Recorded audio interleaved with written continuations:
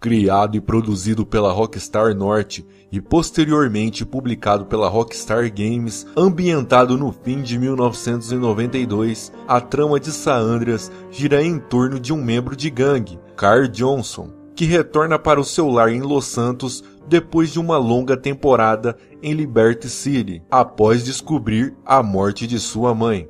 Um dos jogos mais vendidos do PS2, tanto nos Estados Unidos como em demais lugares do mundo. O game é recheado de lendas e mistérios e easter eggs, cujos quais, até hoje, vários anos depois do seu lançamento, ainda estão sendo decifrados ou descobertos. Com certeza, era um jogo à frente do seu tempo, o que fez muitos acreditarem que San Andreas possuía algum tipo de misticismo oculto por trás de sua produção.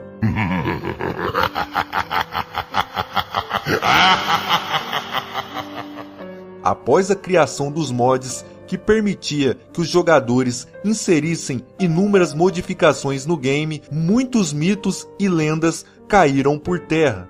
Porém, nem tudo era mentira. Por isso mesmo, hoje trago a vocês um relato bastante interessante, onde em um antigo fórum voltado a curiosidades de GTA San Andreas nos Estados Unidos, recebeu uma postagem no ano de 2007, cujo qual um suposto funcionário que trabalhava na empresa Rockstar, que em meados de 2002 e 2003, cerca de um ano e meio antes do lançamento oficial de San Andreas, ele escutou uma conversa meio sem querer por detrás da porta de reunião enquanto passava pelo corredor, onde um dos criadores estava falando sobre algo que parecia ser importante em relação ao game com os demais criadores. Segundo o funcionário, simplesmente o assunto deixou completamente curioso e ele não pôde deixar de ouvir. Eles estavam falando de uma certa missão que, segundo eles, precisava ser removida para evitar futuros problemas. Parecia tudo normal, até que falaram o nome da missão.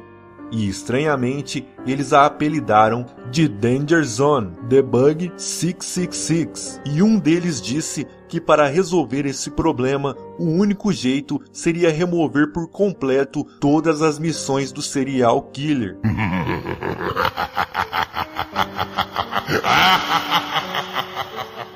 E logo após isso, todos eles caíram em gargalhadas.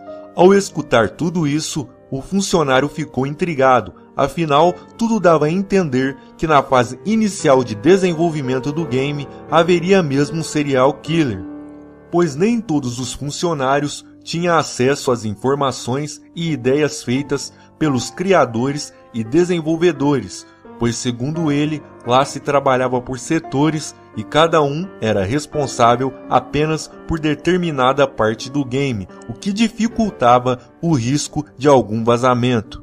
E escutando um pouco mais da conversa, ele pôde entender que a localização da suposta missão ficaria na Lagoa Fisher, na zona rural de Los Santos, que fica nos arredores de Red Country. Após isso, ele escutou um barulho de passos vindo do outro lado do corredor, e com medo de ser descoberto, se afastou-se da porta e foi-se embora em direção à sua sala.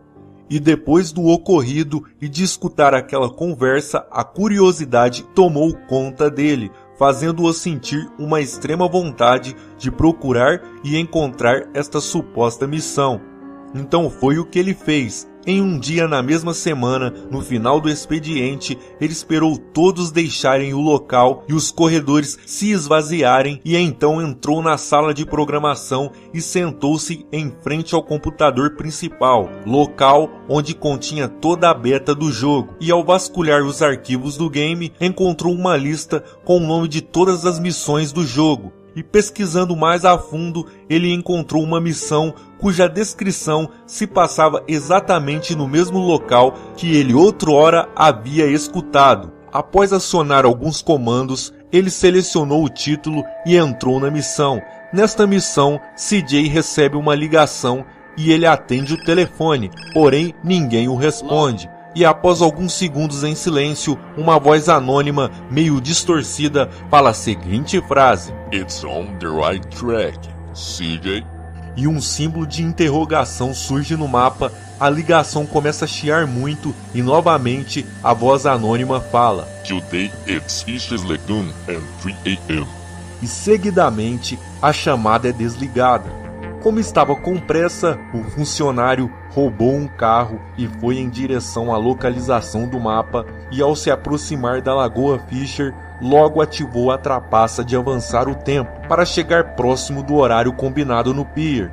Ao chegar, ele caminhou com CJ até certo ponto do local. E em suas costas, algo parece estar se aproximando. E uma música de suspense toca ao fundo, e rapidamente ele olha para trás, porém percebe que não há nada, a não ser uma estranha luz vermelha vindo da cabana da Lagoa Fisher. Após isso, uma mensagem aparece dizendo: vá verificar o que há dentro da cabana. Então, imediatamente ele fez isso. Assim que CJ se aproximou da cabana, do nada a tela bugou e tudo congelou. Parecia que o jogo havia travado, porém após alguns segundos a tela piscou e o jogo destravou e voltou a rodar normalmente. Mas no entanto, quando CJ entrou dentro da cabana, o funcionário ficou horrorizado.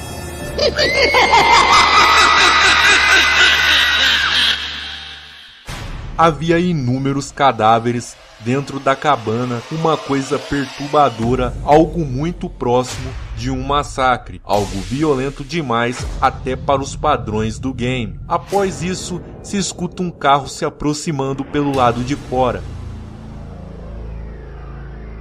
E uma mensagem aparece dizendo: ele está próximo, abaixe-se e fique na espreita. Mas o estranho é que o relógio regressou à meia-noite, ficando estático, e logo se pode ver alguém descendo do carro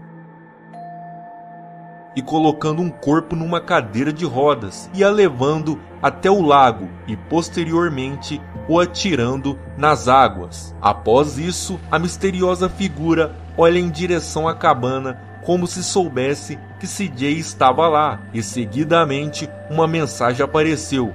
Ele o percebeu. Ande logo, mate-o se quiser sobreviver. Após isso, o serial killer veio em direção à cabana e ele aparentava estar furioso. E quando ele já estava se aproximando, a tela se apagou. E quando a tela acendeu novamente, algo perturbador apareceu.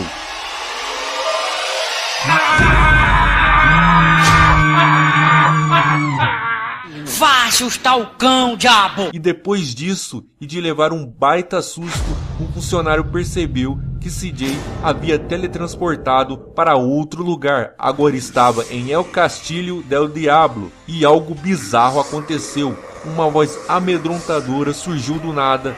E após caminhar mais um pouco à frente, lá estava a criatura, que veio em sua direção. E por impulso, o funcionário correu com CJ desesperadamente.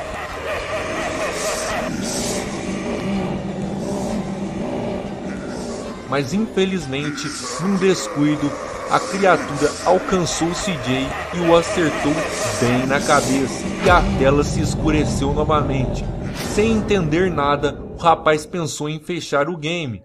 Porém, quando ia fazer isso, o jogo voltou novamente. Agora CJ aparece no porta-malas de uma caminhonete preta em movimento, desacordado, dando a entender que toda aquela situação anterior não passou-se de um pesadelo. Após isso, o carro está subindo a montanha e o local é Fernwood. Após isso, a caminhonete estaciona-se bem próximo a uma casa, mas o que veio depois foi chocante. Duas pessoas desceram do carro e uma delas era o próprio serial killer. Porém, agora ele estava acompanhado de uma mulher, e esta mulher era nada mais nada menos que Catalina. Após isso, o homem retirou CJ do porta-malas e o colocou em suas costas, e juntamente com Catalina, eles caminharam pela frente da casa até a sua lateral, onde havia 3 sepulturas e uma pá, e tudo dava a entender que iriam enterrar CJ vivo. E quando isso parecia que ia ocorrer, o funcionário escutou passos do lado de fora da sala, até a porta se mexer. Desesperado e com medo de ser pego, fechou o jogo e apagou a tela do monitor e escondeu-se atrás de uma bancada. A porta se abriu e era um dos guardas do prédio, que perguntou: "Ei, tem alguém por aqui?" O funcionário, com medo, ficou em silêncio, e como ninguém respondeu, o guarda simplesmente apagou a luz e retirou-se da sala. Após tantos sustos, o funcionário certificou-se que o guarda foi embora e logo após ele também deixou a sala. Este post ficou apenas 2 dias publicado no fórum e depois foi deletado da página. Apesar de ser muito controverso e conter fontes duvidosas, mesmo assim o texto despertou o interesse e a curiosidade de muita gente. Será que essa história realmente existiu? Ou é apenas mais uma lenda e mito de GTA San Andreas? Deixem nos comentários.